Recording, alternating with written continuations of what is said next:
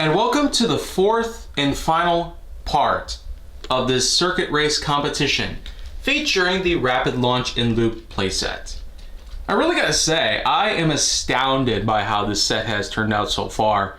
And all of the unique expertise, this whole set is just loads of fun to play around with. I feel like I could keep this around for more than just this whole episode with 4 parts in it.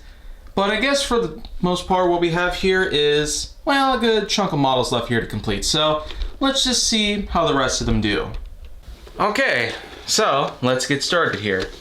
First model we're gonna work out with is, believe it or not, Highway 35 territory. Yeah, I bet you didn't remember that Wild Thing used to be a big part of the series. So, with an opening hood and other such prospects, let's see how well it does here.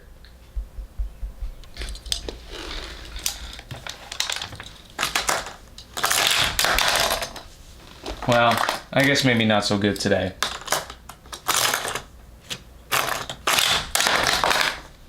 Ouch. That's pretty much that. Next model is yet another baseline entry. Well, Accelerator's property actually, but the model name is Baseline after all. Time to pump it up.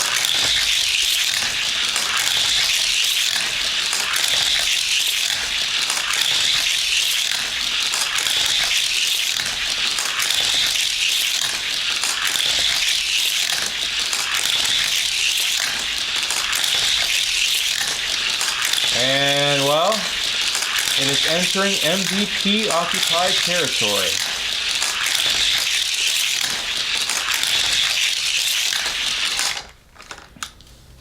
That's pretty much it.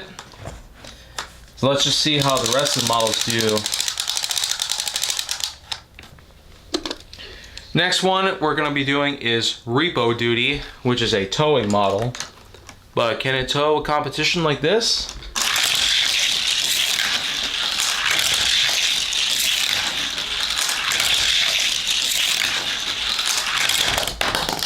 And that's basically a good 3 laps. Not fantastic like Baseline, but certainly a lot better than most of the others. And, well, that's a pretty good run.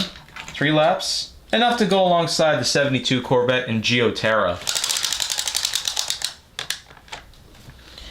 This brings us to another classic that I really like. We have ourselves one of the first successful BMWs, the 507. It goes all the way back to 1957, but nearly 70 years later, how does it do?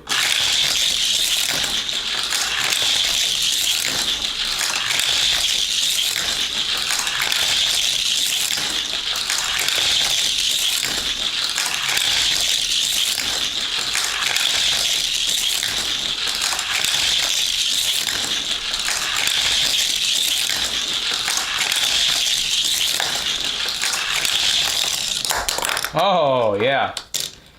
Right up there with the other MVPs so far. Now we're going to go with a pretty tiny model, and it's also rather short. But think about it. The Mighty K and even the Subaru Brat managed to do a good job getting into the MVP section. So maybe Rocket Box will do the same thing. Or not. Let's try again.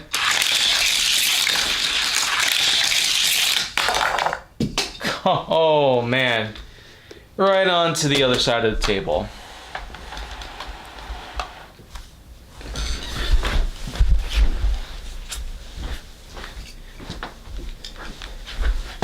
Well, I got a hold of it. So let's get resituated here and let's simply continue.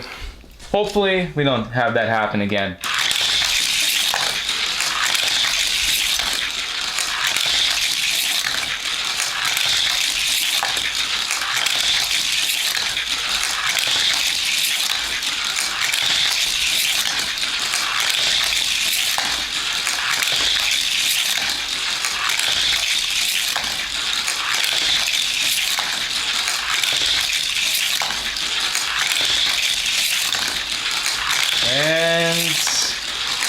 Calling it.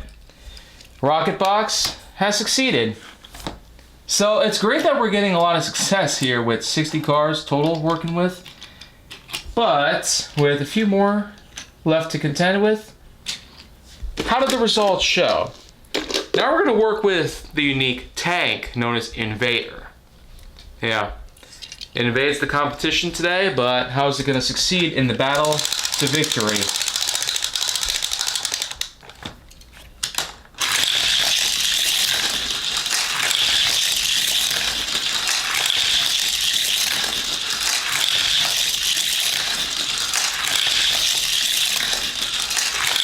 He's probably going to get it.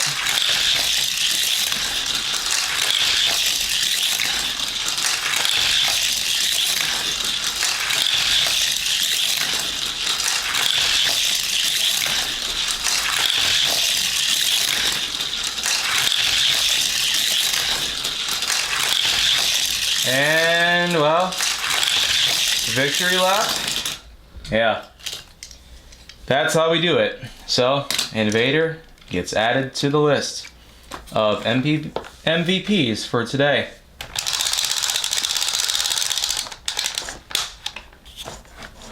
And now, time to focus on another model that we have here, another older one. This is a 62 Ford Mustang concept.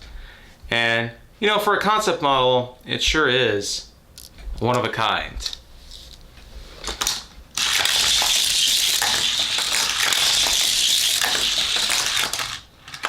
Well, barely got to 2 laps.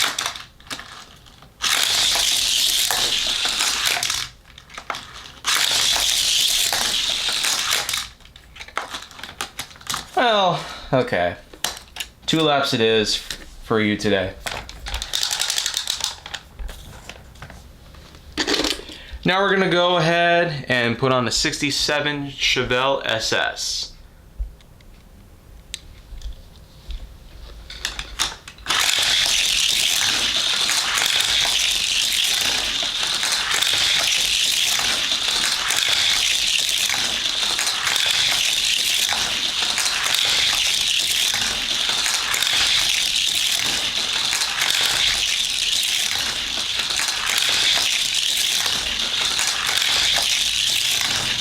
Okay, it's about to get into the MVP segment, and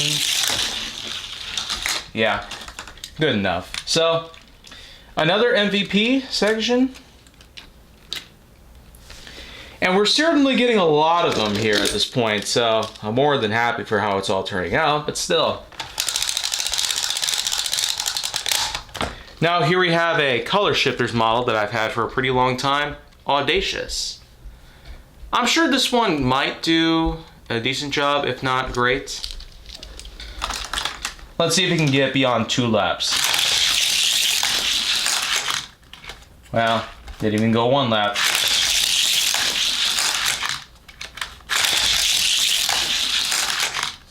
Wow. One more time. Oh man. You know, it didn't really want to do a full lap there, but we'll count it as 1 lap just because it made it all the way around. Now we have the Ratmobile. Yeah, you think this is a funky vehicle? Well, the results might be a little funkier than you might expect.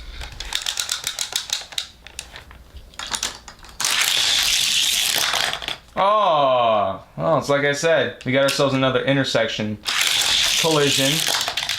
And again, okay. I feel like the reason for this is because of the fact that the Rat's face does extend pretty far out. I know a few other models like Turboa, Scorpedo, and especially the likes of Fangster, which this model is very similar in design to, but you know what? We'll just go backwards from here on out.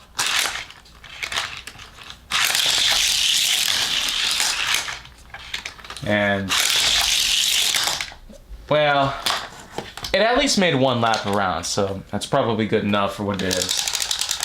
Not a great place to be at, though, all things considered. See you later is what we have next. How well is this model going to do compared to the others?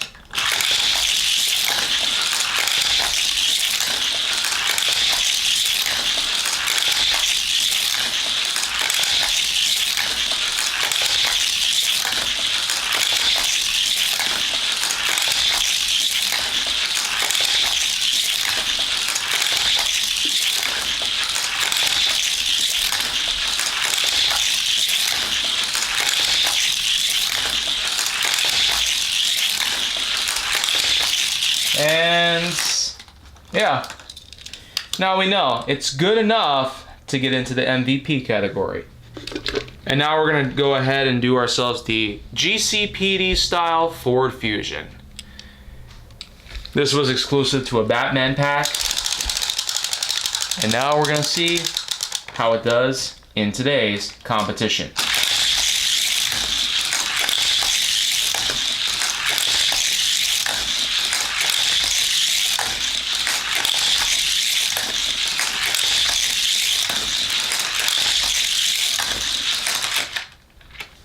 Wow, that one was pretty good, so you know what, we'll just give an automatic MVP winning right here. And while we still got a few more cars left to put together here, 5 more in total, we're gonna go with the Mercedes A-Class. Yeah, it's a little hatchback sort of model.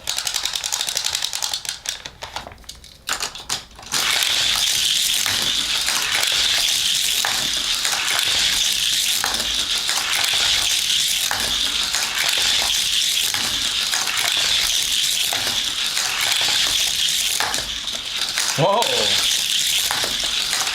Kind of skipped over the intersection and almost flopped out. Kind of like Rocket Box. Yeah, there you go. Another MVP right there, so we're definitely getting a lot of MVPs here, Bo, by this point, so let's go ahead and move on to the Cadillac Seville. Yeah, look at this model. It's a bit rare and obscured, especially the real counterparts. With this being a realistic model, it's kind of no exception given how old this is. But we're gonna find out how well it does today.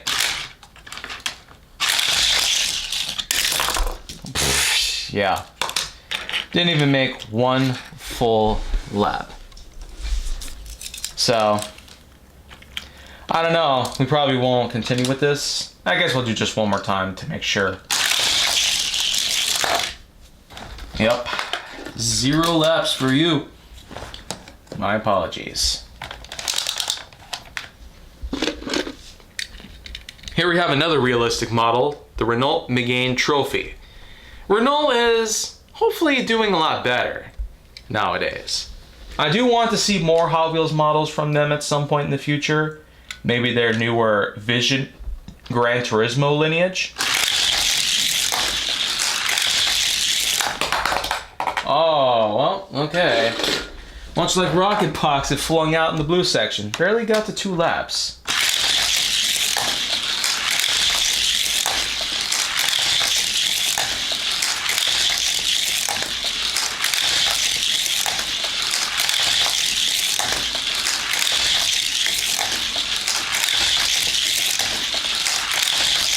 And I get the feeling it's gonna end up in the MVP. Oh! Well, flung out of the track. But hey, that's MVP criteria right there, guys. So, we have ourselves quite the run, but we got 2 more cars left to work with. We got Sweet 16 2 and Bifocal 2. I'll go with Sweet 16.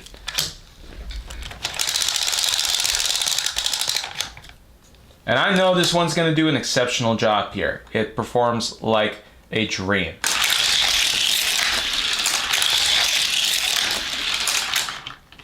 Oh, barely got 2 laps.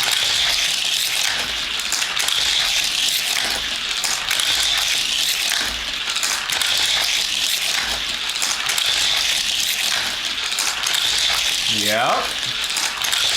2 more laps and you're automatically entering the MVP. And, oh yeah, yep, we'll do that. It's kind of weird that that seems to be happening more often at this point. But, anyways, last car. Part 4, the ending to this whole thing. Bifocal 2 will cap things off. Hopefully it gives us a solid victory. Oh, another intersection collision. I don't know why that keeps happening. And again, well, I mean, I got 1 lap. And all it can do is improve from here, right?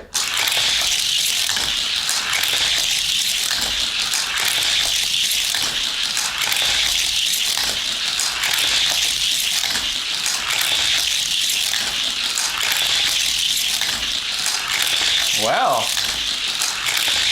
seems like sending it down reverse actually helped a lot here. Okay, one more lap and there you go. With that, we have ourselves a complete competition. Look at how many successors we got.